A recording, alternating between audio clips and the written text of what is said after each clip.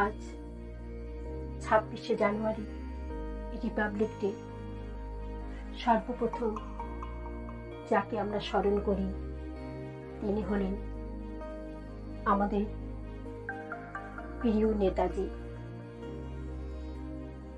23শে জানুয়ারি ওনার জন্মদিন পেরিয়ে গেছে। আজ প্রজাতন্ত্র দিবসের দিনে আমার ভাবনা থেকে কিছু জানা লাইন আমি সাজিয়েছি, আজ সেটাই বলবো।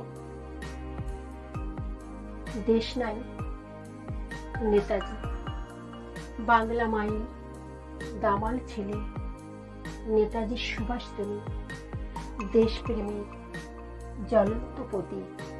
সেটা তুমি ছেলেবেলায় মায়ের কাছে রামায়ণ, মহাভারত গল্প শুনতে ভালোবাসা, সেই ছেলে সুভাষ তুমি। মাতৃভূমিকে মুক্ত করার সংকল্প নিয়ে ইংরেজ সরকারকে দিয়েছিলে ফাঁসি। জিয়াউদ্দিনের ছদ্মবেশে দূর দেশে দিয়েছিলে পাড়ি।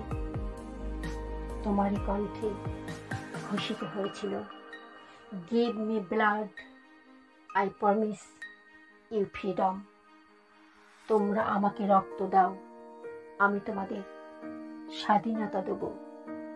তোমারই গঠিত আজাদিন ফৌজ বাংলার মাটিতে প্রথম ভারতীয় পতাকা উত্তোলন।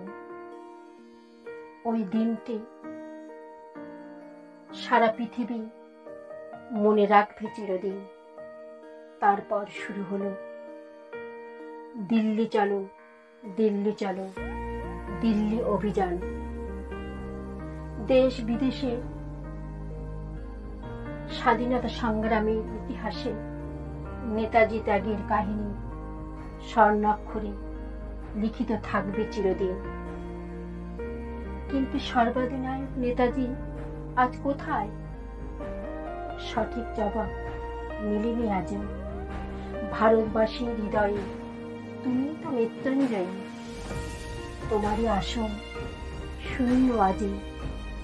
ভেবে তুমি আবার এসে ফিরে বিদ্রোহে অগ্নি শিশু হয়ে, আবার এসে ফিরে বাংলা মায়ের কোল আলো করে